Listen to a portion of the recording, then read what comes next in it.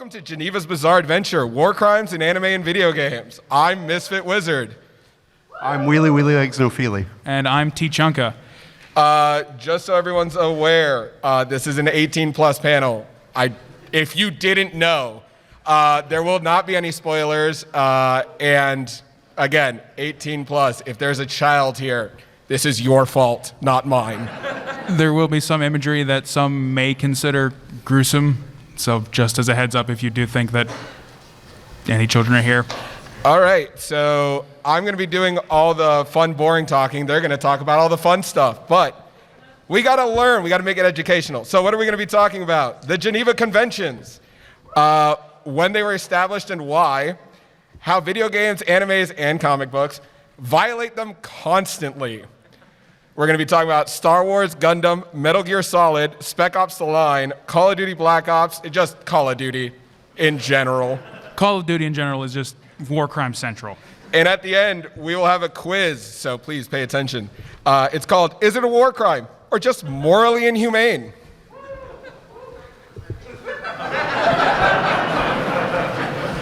Rules. This is just for fun. So let's, positive mental attitude, everybody. We're not going to be referencing real life events. We'll be here forever. The assumption is that the whole panel and that every medium we're talking about follows the Geneva Convention in the first place, even though nobody really does. Anyways, any questions will be answered by the speaker's discretion. So if you guys have any questions during the presentation, come on up to the middle, stand there, smile, and we'll try our best to answer your question to the limited knowledge we have. And please refrain from reenacting war crimes, at least during the panel. Oh boy. All right, what are the Geneva Conventions? The Geneva Conventions are 4 treaties and 3 additional protocols that were established international league standards for humanitarian treatments in war, because I guess we needed rules. The first Geneva Convention covers basically people who are wounded and sick in the field. The second Geneva Convention is for people out on sea.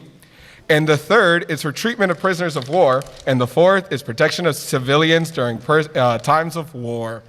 Because we have to make sure the people are good, right? I guess. In 1949, the conventions have been modified with 3 amendment protocols, which that's where it kind of like breaks down into, we have the big stuff, and then it's subsections, and then subsections, and then subsections. It's a lot, guys. Protocol 1, which is what we're going to be mostly talking about today, relates to protections of victims of international armed conflicts. Protocol 2 relates to the protection of victims of non-international armed conflicts, so that's stuff at home. And then Protocol 3, relating to the adoption and additional distinctive emblems. That's stuff, I guess.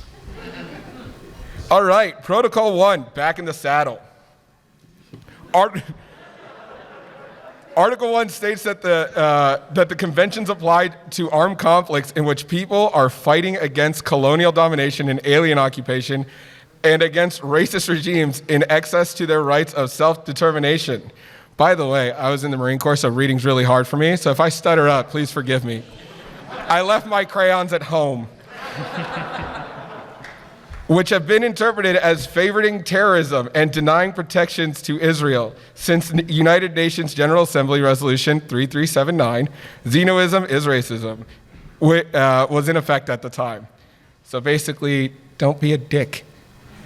Article 37 prohibits pertify. If you don't know what that means, that's basically saying, hey, I surrender. And everyone's like, cool. And then you pull out a gun and shoot them. It's a dick move. Surprise, I was acting the whole time. Article 40 prohibits no quarter, including that there are no survivors to threaten an adversary as such or to conduct hostilities on that basis. So, somebody surrenders. Be cool, dude. I said I'm sorry. Part 2, I was aiming for their gear. Article 42 outlaws attacks on pilots and air crews who are parachuting from aircrafts in distress. Once they've landed in territory controlled by an adversary party, they must be given an opportunity to surrender before being attacked, unless it is apparent that they are engaging in hostile act or attempting to escape. Airborne troops or agents who are parachuting from an aircraft, whether in distress or not, are not given protection afforded by this article, and therefore may be attacked during their descent. A quick note on this, guys, if you didn't know, using the 50 cal, the M2 Browning, is technically a war crime because it's considered inhumane to shoot at somebody with a 50 cal round. Fun fact, it's not inhumane to shoot their gear. Surprise. Article 43 deals with the identification of armed forces that are party to a conflict. A state that combatants shall be subject to an internal disciplinary system which I could say that word, shall enforce compliance with the rules of international law applying to the armed conflict. Basically, tell me what team you're on. It's that simple. If not, you're getting in trouble if we lose. Article 47(1), a mercenary shall not have the right to be a combatant or a prisoner of war. Who here has seen Gundam Iron-Blooded Orphans? It's a great show, right? They're mercenaries. They deserve to die. I love them, I do. Tekkenen's my favorite, but they're mercenaries. They don't get to follow these rules. Part 3, women and children are not targets. This is my favorite. We'll watch this a couple times. This GIF, in fact, is the entire reason this panel exists. Because on one night we're all hanging out, we watch this and say, hey, isn't that a war crime? And then it just evolved from there into, hey, aren't all these war crimes? Yeah. There are still arguments to this day. Say that one more time. No, this is Gundam. I believe it's Zeta or Double Zeta, but again, if it's under the Gundam category, the answer is yes. Gundam is just bizarre, guys. I love it, but geez. Anyways, back to what I was supposed to be doing. If you didn't notice, that guy's torso hits the kid before he dies.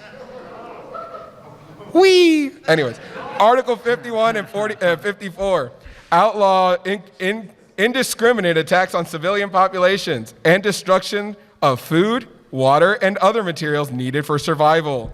Don't shoot my shit, man. Indiscriminate attacks include directly attacking civilian, non-military targets, but also using technology such as biological weapons, nuclear weapons, and landmines, which scope for destruction that cannot be limited. Basically, landmines, yeah, we forgot where they were. My bad.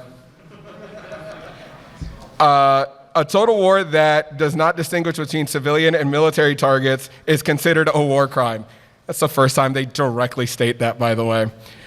Articles 56 and 53 outlaw attacks on dams, dikes, I swear it's a real thing, nuclear electric generated stations, and places of worship. The first 3 are works and installations containing dangerous forces and may be attacked only in ways that do not threaten to release the dangerous forces. Yeah, you can fight there, just don't blow it up. Article 76 and 77, 15, and 79 provide special protections for women, children, and civilian medical personnel. So if you have the Red Cross, don't shoot them. And provide measures for protection of journalists. I mean, okay.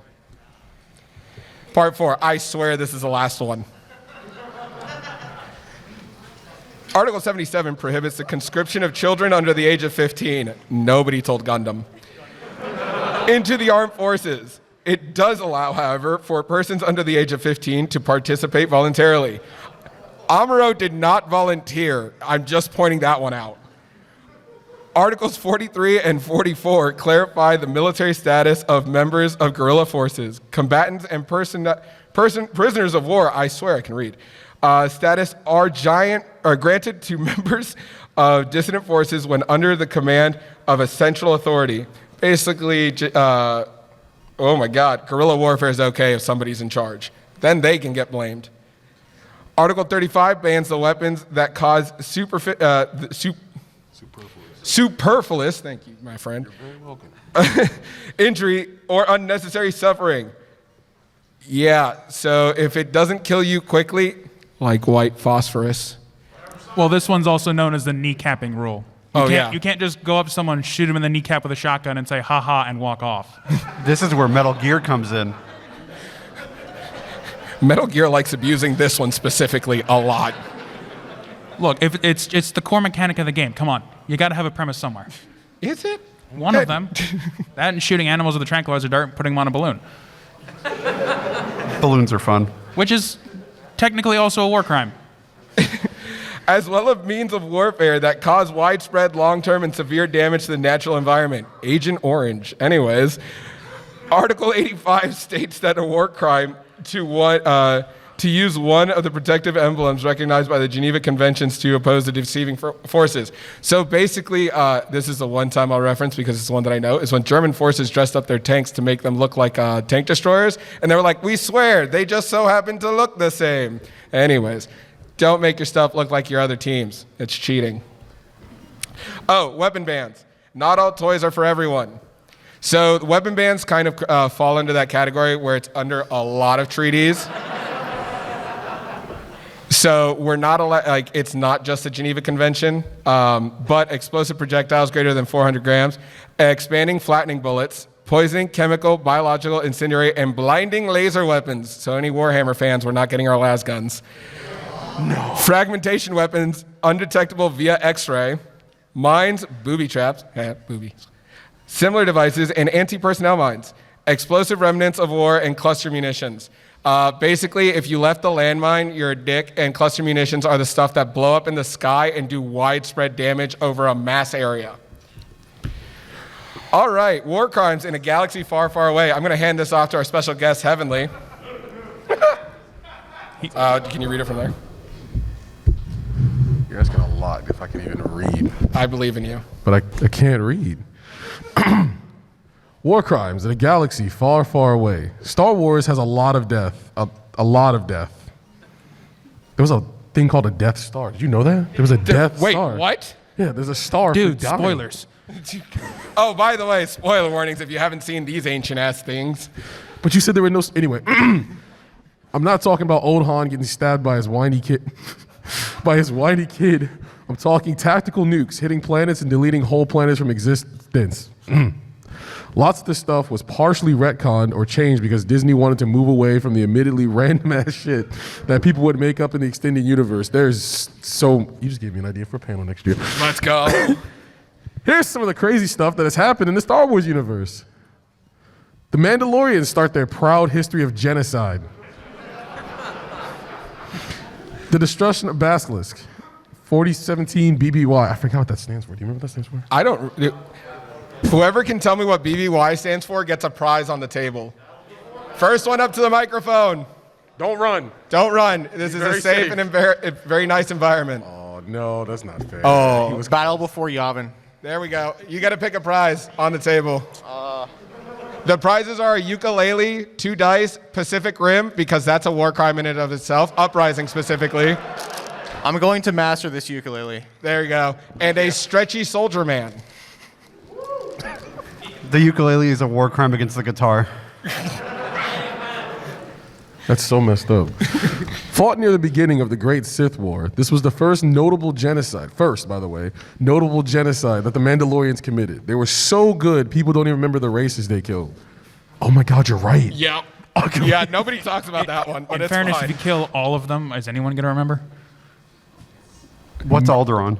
History is written by the victors, man. All basilisks, a reptilian dragonoid species, ended up being enslaved and turned into mechanical war mounts for the Mandalorians. They treated the ones left so terribly, they devolved into beasts. Mandalorian Wars, Battle of Cathar, 3973 BBY. The second battle of the Mandalorian Wars, we're on number 2, just as a second fight. Mandalorian Neo-Crusaders invaded Cathar and almost entirely exterminate the Cathar species and enslaved the rest. Orbital bombardments. Then a bunch of jetpack gladiators went to town. Unfortunately, the Mandalorians do not like furries. They don't. There's so many. Star Wars is fun. And it was for kids. Not the expanded universe. I couldn't. Oh, the Mandalorian Wars, Battle of the Sirocco. Soraka? Sure, let's go with that. We'll go with that. The Republic think that setting up their camps near the cities would stop the Mandalorians from bombing them for loot. Mandalorians proceed to drop nuclear bombs on the planet due to the Republic being dishonorable. Surprise, kids. Oh, no. I like to point out, as you can tell, this is the first time he sees these slides, so this is fun for me. I am a guest star. I ate the last person who was sitting here and decided to take his spot because I love Star Wars. I've been a Star Wars fan for a long time. The Jedi Civil War, destruction of Taurus, 3956 BBY. I was there. Billions killed in an orbital bombardment after the Sith soldiers on the surface failed to capture the Jedi Padawan Bastilla Shan. Malik got so butthurt his soldiers weren't doing their job and decided that mass bombing and destroying one of the largest populated planets in the Outer Rim was the better idea. He also failed. Nailed it. Whoa. Put some respect on these veterans. Tarkin's a good man. Remember, it's always a matter of opinion. You know, I'm doing my part. The sterilization of Geonosis, 9 BBY. Tarkin, good man, good person, comes in to start with his war crime tally. During the construction of the that's the death you were talking about. During the construction of the Death Star, Tarkin enslaved billions of Geonosians to make the Death Star. Just to make sure no one finds out the Death Star exists, all Geonosians but one are killed. Bug spray. Dub. Just gets so worse. So you guys know, we had to cut this down. This is just the top of like what Star Wars done. bad. If you've ever seen the Clone Wars animated series, season 1, that was, again, I keep saying this, that was a kid's show that wasn't a kid's show. That's my It favorite was show. so That bad. season might just be next year's panel at this point. Yeah, that season alone could be a panel. The destruction of Jeddah. Tarkin wanting to test the Death Star. Sounds like a good reason to bomb a holy city with hundreds of thousands of civilians. Terrorists. There were 20 rebels there. He won. It's all about the small victories. Hey, a dub's a dub. Dub's a A dub. win is a win. The classic, the first one that everyone remembers, the destruction of Alderaan. Just a smidge of trolling. Grand Moff Tarkin interrogates Senator Princess Leia Organa for the Death Star plans. He threatens to blow up her planet of pacifists, if she doesn't tell him the location of the rebel base. He then blows it up anyway because he thought it would be funny to watch her cry. The Empire also did nothing wrong. Those people were bad, horrible bad. They were politicians. All right, we're getting into Spec Ops: The Line. Who knew that was coming? Surprise. Oh no, it's almost like it's one of the most controversial. Bring it a little closer. So I'm going to preface this again, even though a lot of video games are set in modern times or in an era, these are all fictitious timelines. Fictitious. War never changes. Long as man has walked the earth and as we look into the stars as our next frontier, one thing has remained the same. War.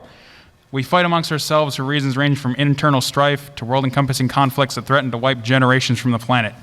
While conflicts have been constant through the ages, the thing that has not remained the same has been the rules by which these conflicts have been conducted. Spec Ops: The Line starts where you're sent in to try and take over and take out go back. Oh, my bad. A rogue military unit from this 2012 third-person shooter. Who here has played Spec Ops: The Line? All Okay, of you are so messed about up. half of you know where I'm going with one major point in this. But there are others that you encounter along the way.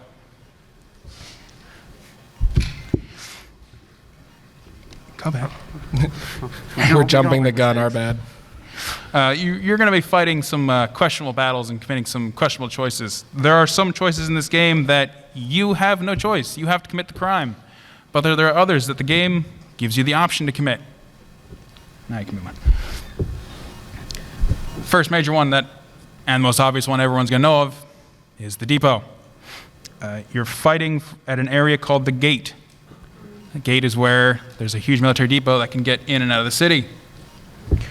You come upon it, and you take out one sentry up on this elevated position, which seems like a bad idea to not have any backup for the elevated Overwatch position. What are you talking about? I don't know, you're the expert here. They just told me to stand at one place and clean the floor a lot. That's fair. Conveniently next to this position, you find a mortar position with white phosphorus. For those who don't know, white phosphorus is a pyrophoric chemical, meaning that as soon as it's exposed to air, it burns. It burns incredibly hot. If I may interject, I was an ammo tech, so I got to see white phosphorus.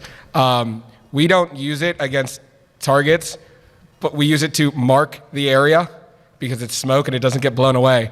Well, in fairness, white phosphorus was first created as a smokescreen generator for the Navy. They would drop it from planes over the ocean and create this giant wall of smoke so you could hide a ship with it. And then they realized it's really good at setting stuff on fire on land and everywhere else it touches. Who knew?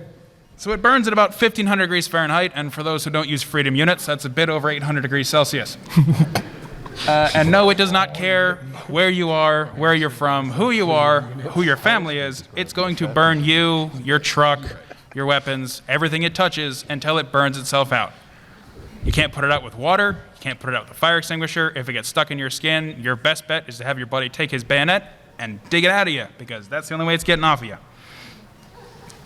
So during this mission, you launch a camera over the area to see, what's happening down there with thermal images. And you can decide to drop mortars on a sniper position, on a machine gun position, on armored cars, and everywhere else that's nearby. And towards the back of it, you see this big dug-in trench, defensive position, with about 60 heat signatures in there. And, well, you decide to drop a bomb right on it. That's where you went wrong. Next one. Who wants to watch a movie? I'd say that's the Gate. Adams, take care of the lookout. I'm on it.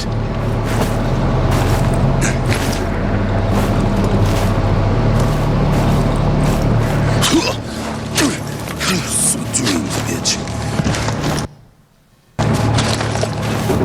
All right, Lugo. What are we up against? An army? Give or take? No shit. How are we getting through this? This might help. Fine. Set it up. Fucking kidding, right? Do That's white apologize for phosphorus. stuttering. I know The what internet it here is. Not great. You guys keep Shit hogging does. it. You know we We might can't not have a use it. choice, Lugo. There's always a choice. No. There's really not. That line right there is literally the game saying, you don't get to choose, you have to commit this crime. Do you want to keep going? There you go. Let's just... Let's get to the fun part. Preparing to fire. Another Hummer! So right here is towards the end of the bombing. So far you have blown up men, vehicles, supplies, and now you see a large group of people in the bottom. Can anybody tell me what's different about the people in the bottom compared to everybody else you blew up before? Yes, they're unarmed. And also, if you notice, a few of them are smaller than the rest. Oh boy. What could that entail? Oh. You know what? You know what? I'll While accept it. No. See, I think using tactical midgets dressed as children would be considered a war crime because it'd be perfidy. That's true. You're disguising soldiers as a non-combatant. Huh? Yes, we signed it. Don't you try and pull that card. Don't you try. Look, this one we signed. This one. There's a few. Yeah. Oh God, my bad. Like another press space bar. What did you do? Why have you done this? We broke it. Oh God. Embrace the Stand stuff. by for temporary technical difficulties.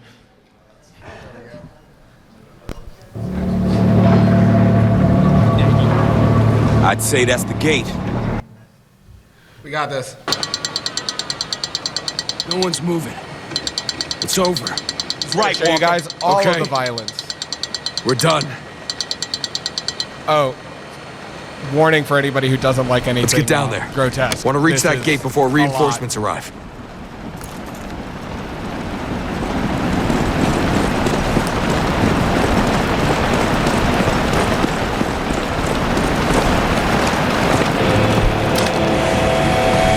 One thing the video doesn't show very long or very well is the sign he just passed specifically states that this is an evacuation checkpoint.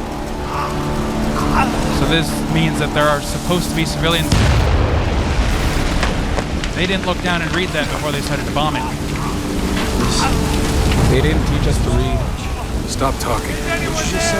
Means the smoke is toxic. In fairness, these guys are Delta. They did teach these guys to read. Let's just keep moving. God, please help! Walker, come on, man. There's nothing we can do.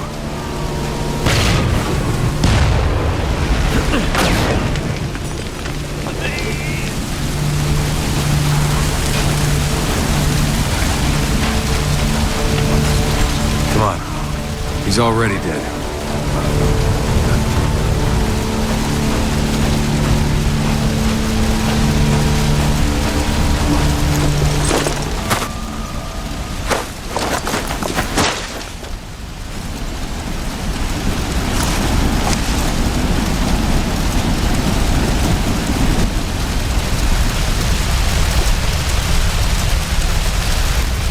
Why? You brought this on yourself. We were helping. What? Oh no.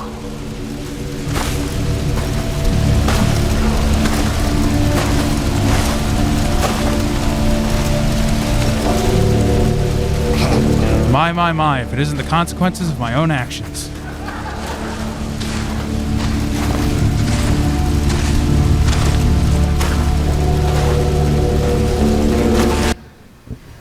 So, war crime time.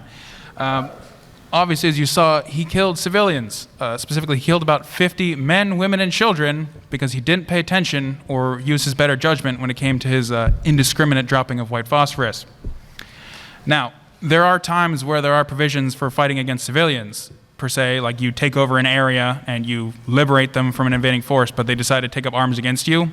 They are now an armed force against you, or a guerrilla force. But your choices in this game led directly to here. The other choices beforehand in this game were you would come across an injured enemy, and you had the option to either kill them or let them die on their own. If you chose to kill them, congratulations, that's another war crime. As weird as it is to say, if you just shot someone and they haven't died in combat, you're supposed to give them aid, or at least get them somewhere where they can get aid. You're not allowed to just summarily execute them, as weird as it is in a combat zone. Hang on. Specifically also in here, chemical weapons. White phosphorus isn't banned in combat.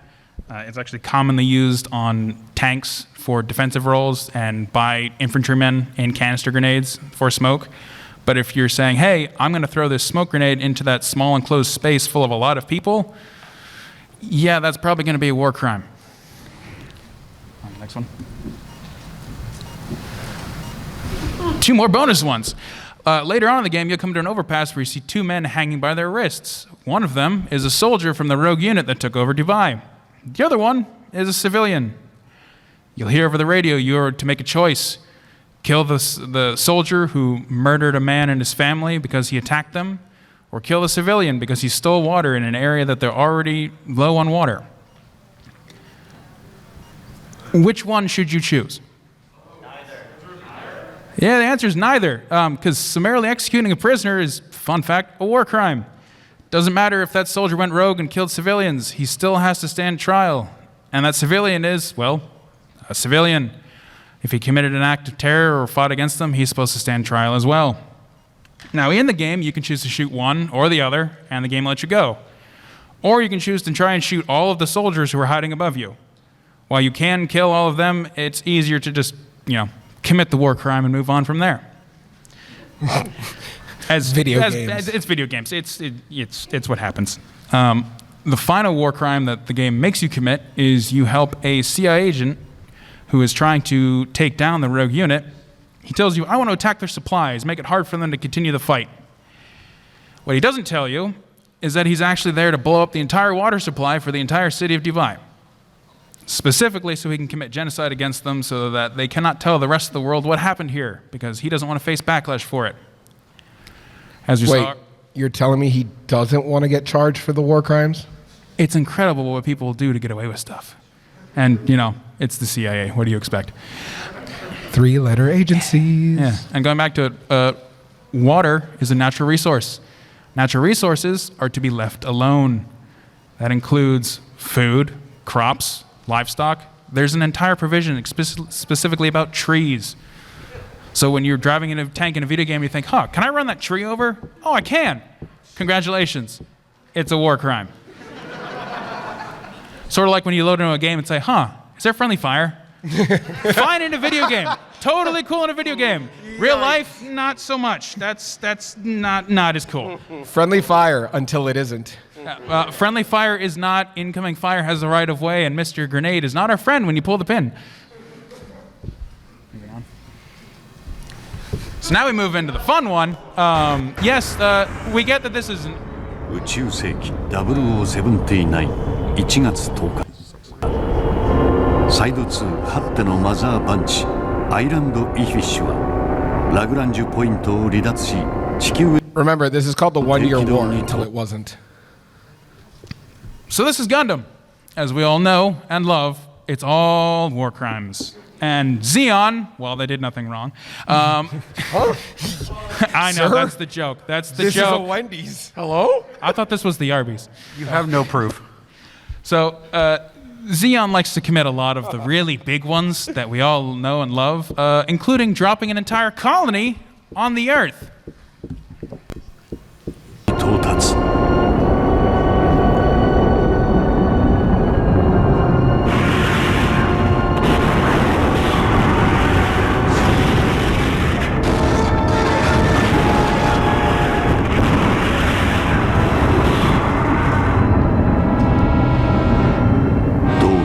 16日3つに割れたそれぞれが大気圏に突入した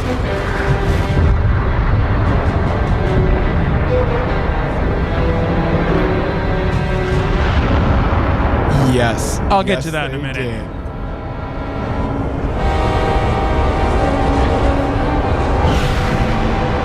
did. It's okay. It was on Australia.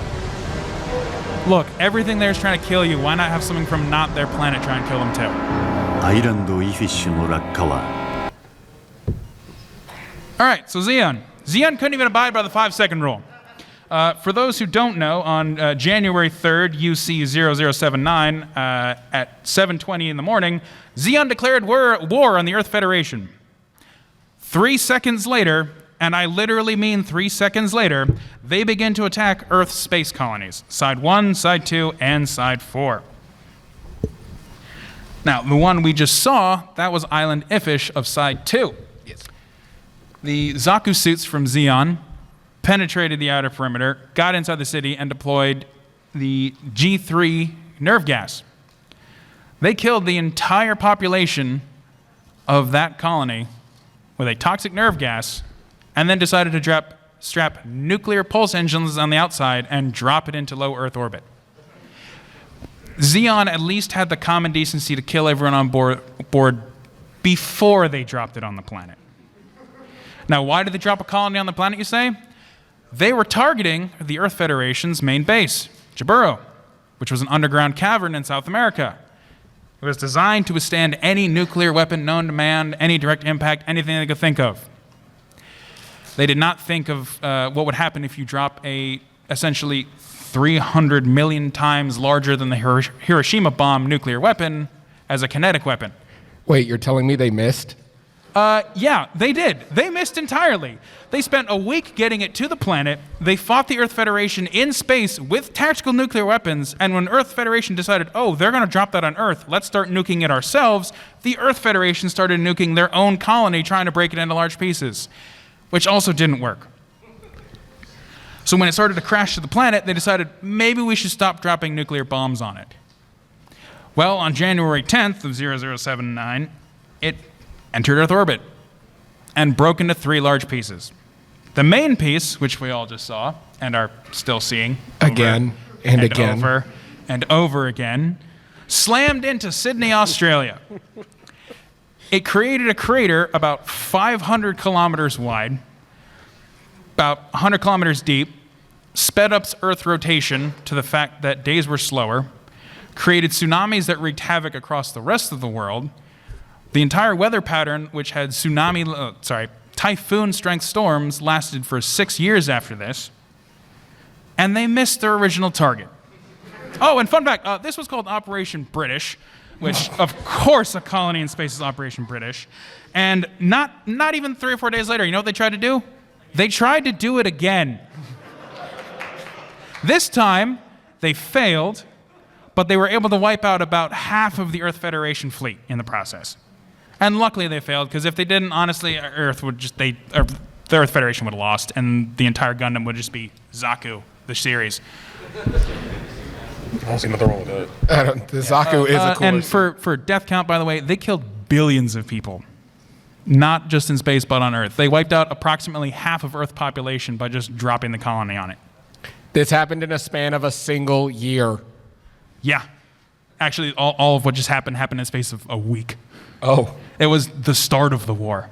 And if that's where you're starting, yeah, I don't want to know where you're ending. We got to set the bar high, man. Yeah, so never forget when they gassed colony, then dropped it on the planet.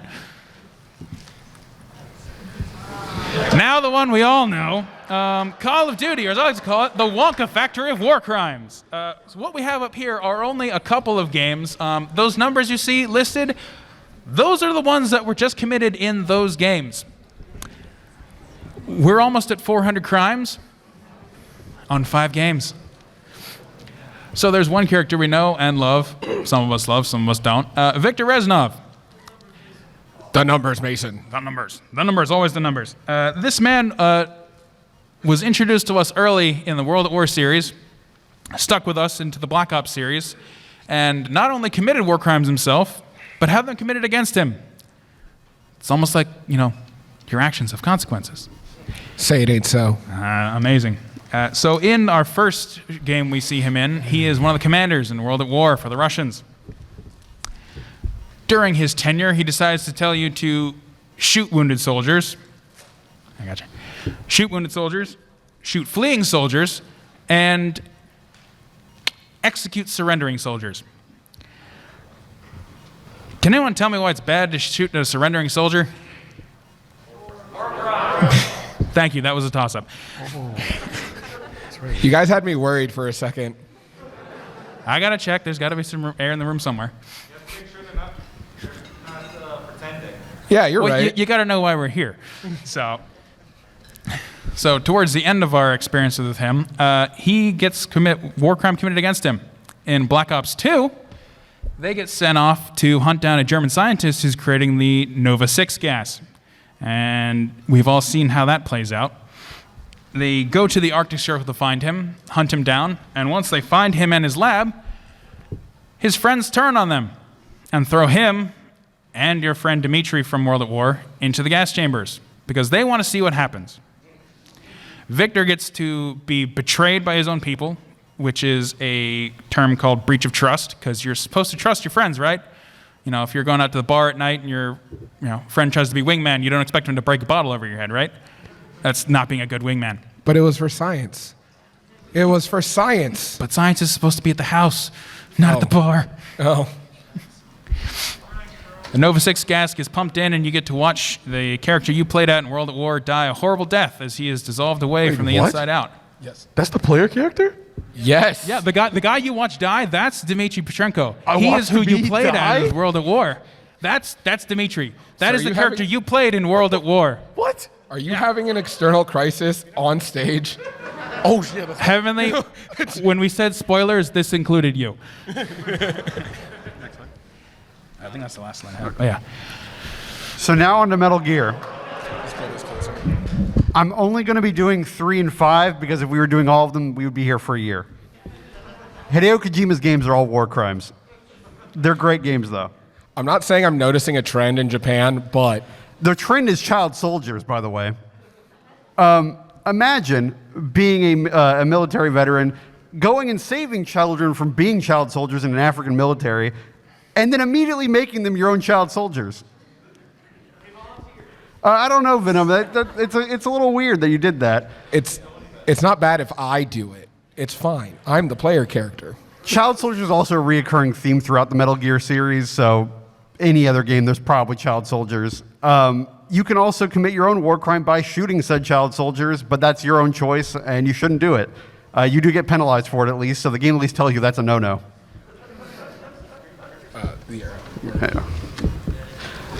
Skullface is also committing his own act of using child soldiers by using a young Psycho Mantis. Yeah, I don't think that's okay, even if the child has superpowers. I don't think that allows them to be used in war. And it can be argued that Vulcan's body is dead or not. You're kind of desecrating a dead body while doing that. So, good job, Skullface.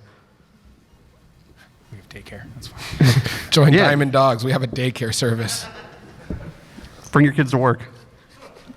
They'll do the work for you.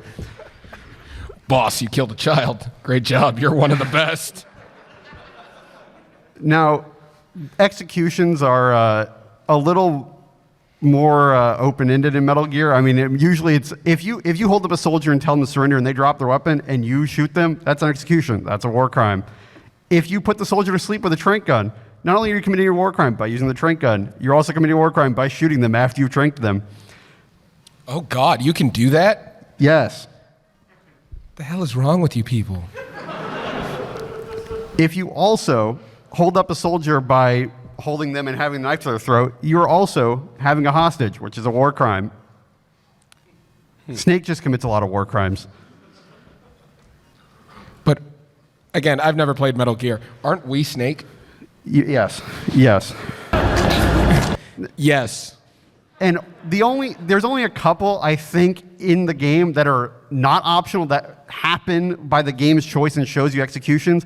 One of them is Big Boss, Venom Snake, executing his own soldiers because of a virus outbreak that happens.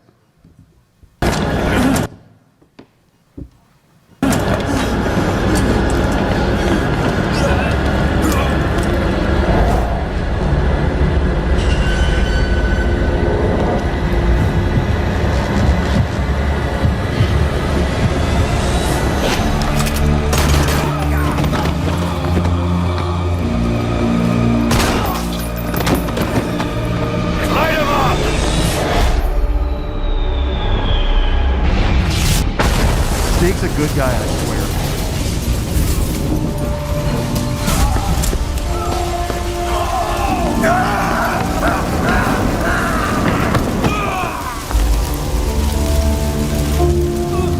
Friendly fire until it isn't. This takes friendly fire to too literal of a place.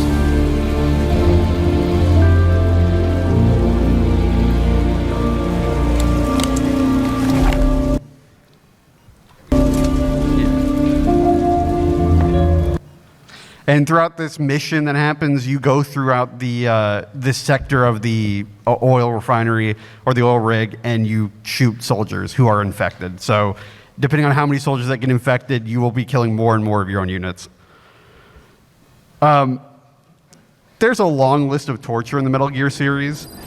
One of the cases is Huey, who we go and rescue just to torture. The cases of this torture are pretty bad. Not only do they use a truth serum, but they also hyperextend his leg to almost snapping. I'm on your side. What about him?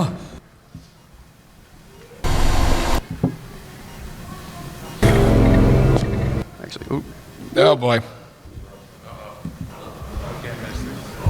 Yeah, you went back. yeah, I know. It's like in the very beginning. Hey, PowerPoint's hard, man. Please keep me here.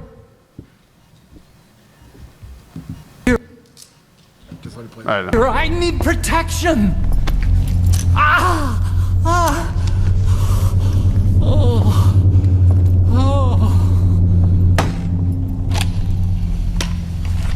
These are the good guys, by the way. Why? You're the odd one out. Why me? In another torture scene also taking place by the boss, they torture Quiet, who they pour salt water on, who is someone who breathes through her skin. So the salt water acts as a form of acid. So kind of chemical warfare in a sense. And you're also torturing.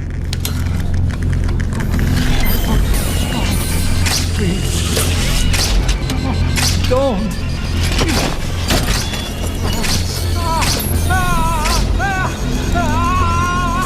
Yeah, not great.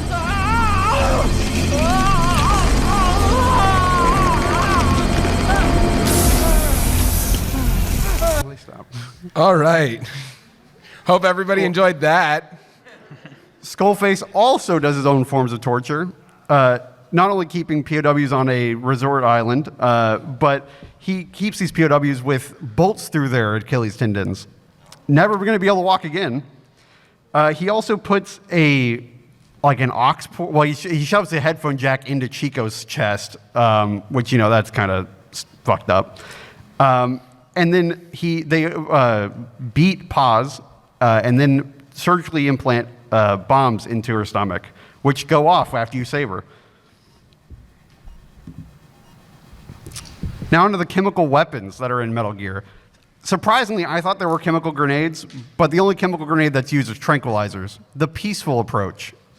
These are still war crimes. If someone dies because they're allergic to a trank, it's a war crime. So, not really peaceful. The virus is that Skullface also uses to infect all of Mother Base, the vocal cord virus. That's a biological weapon, also a war crime. Quiz time. Is it a war crime or just morally inhumane? All right, guys, we've got 3 prizes and a couple videos. If you want to come up and answer and take a swing at it, feel free. It'll be fun. If not, we can all just watch the videos and laugh. Who's watched Gate? Wait, don't do this to me. I'd like to point out, if you don't know what Gate is a Japanese anime. Surprise, it's an anime. Where it's like a reverse isekai. And the JDF go and have fun.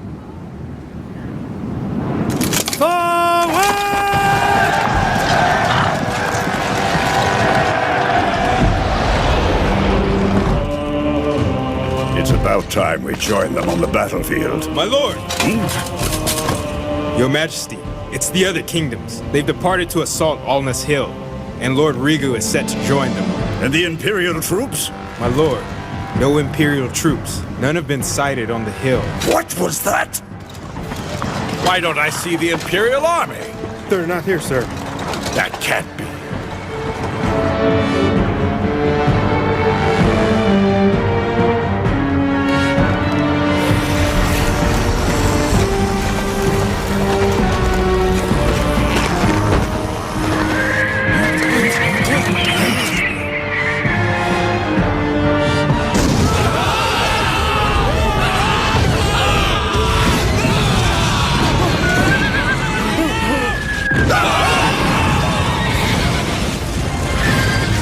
Impossible.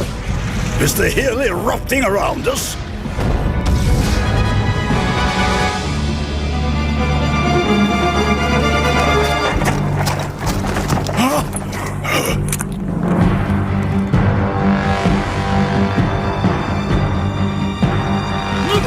Where's Aguna's king? Where's the king of Mudwan? Where the hell is Rigu?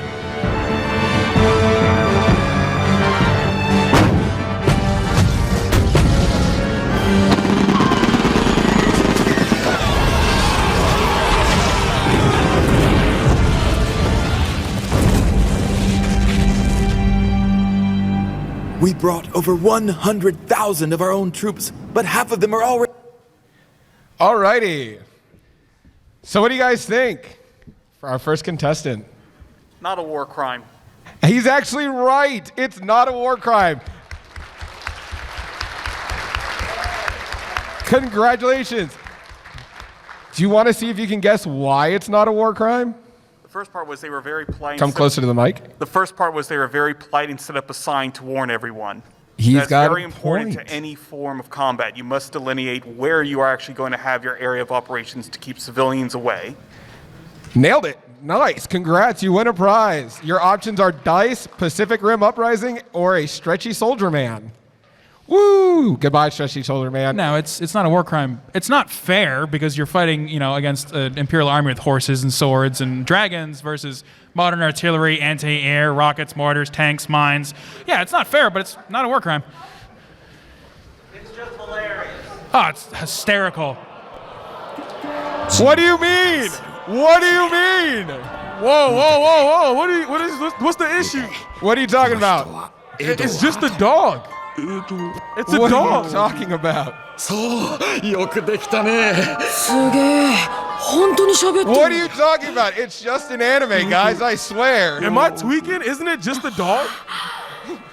I mean, it's an ugly dog. I'm going to make you all watch this. Nothing you can say will make me stop. もう一つ質問いいかな。ニーナとアレキサンダー、どこ行った？君のような勘のいいガキは嫌いだよ。兄さん！ああ、そういうことだ。やりやがったな。2年前はてめえの妻を、そして今度は娘と犬を使って君らを連成しやがった。どう？ Alrighty, we all enjoyed that. Do you guys want to watch it again? Should we get it? No. I don't. I heard a yes. I'm just kidding. Our next contestant. Is it a war crime?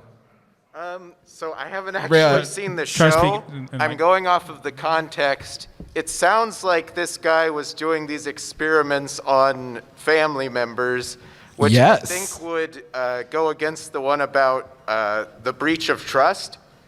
And it also seems like extreme torture. If they're all supposed to be on the same time. So I would say the answer is both, people. Article 77, 76, 15, and 79. Plus, think of the dog. The dog didn't deserve that. All right. What'd the dog do? What the dog doing? Take your DVD. It's government funded, and they were fighting people at the time. Oh, wow. Have fun with your copy of Pacific Rim. Which prize did you take? He took Pacific Rim. Yeah! Pacific Rim 2, by the way. Spots away. 5, 4, 3, 2, Godspeed.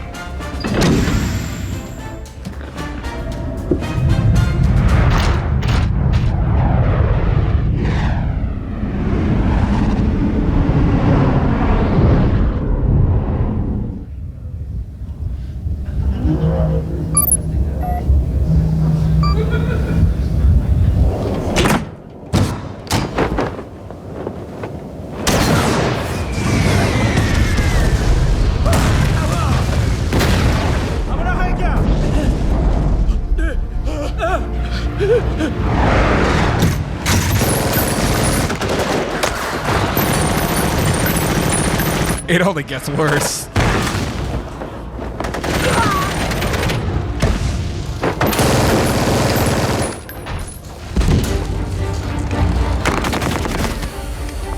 Jaeger 1, touchdown.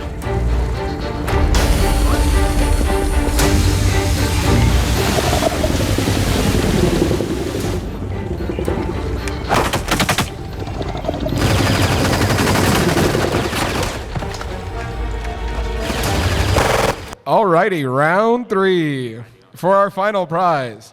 Okay. Is it a war crime? I'm gonna guess not a war crime. They're only attacking people that have taken up arms against them, I think. I'm so sorry. The answer is wrong. Next contestant. So we should probably explain. Well, you just gave him the answer. What? No, you can come back. He gave him the answer. You can take the dice. I'm sorry, guys. Sorry, guys. Thank you for coming up. The answer is yes. They literally use cluster munitions. Nothing else. Everything else is fine. Just fucked up. All right, guys, we got 5 minutes left. I'm going to show you my favorite clip. By the way, real quick answer to this. If you've never seen Gundam, this is Gundam Thunderbolt December Sky. Please go watch it. It's absolutely amazing. In context here, those are middle schoolers. Hey, move closer. At exactly 2400 hours, our mobile suit force will begin our operation. You are to act as my shield. I will be avoiding any random skirmishes en route to the target. The full armor Gundam has one mission: destroy the enemy fleet, and also eliminate the enemy's ace sniper. We live in some I want to show you the fun times, in a world with on a goddamn birthday cake. Now it's time to snuff them out.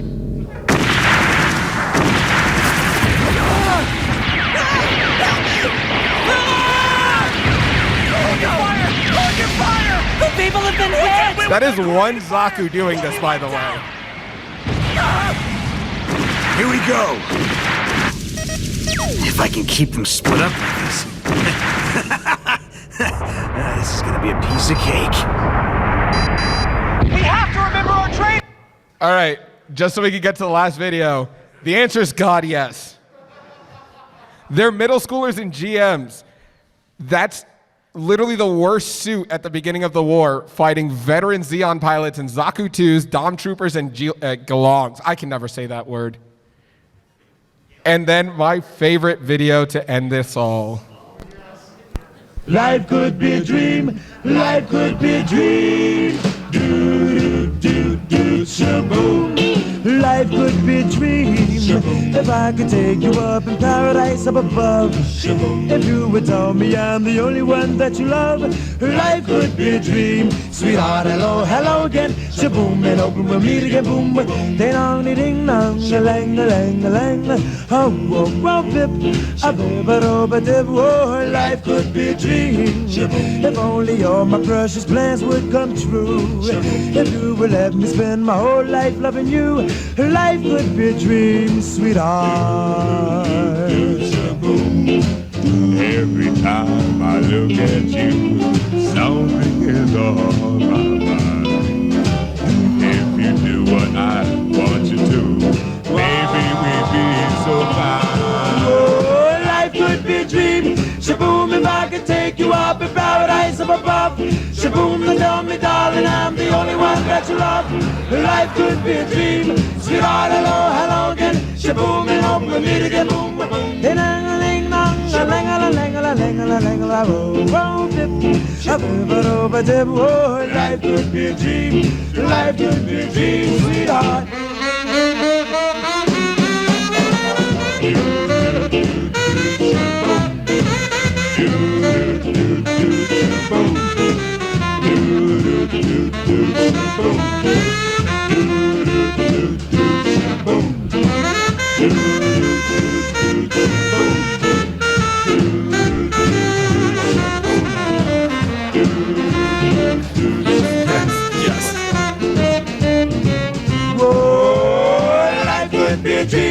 Shaboom, if I could take you up in paradise up above. Shaboom, and tell me, darling, I'm the only one that you love.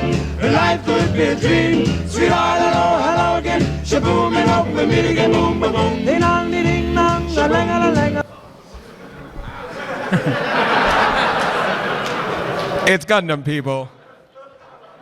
Remember, guys, it's the Geneva Suggestions. Thank you all so much for coming.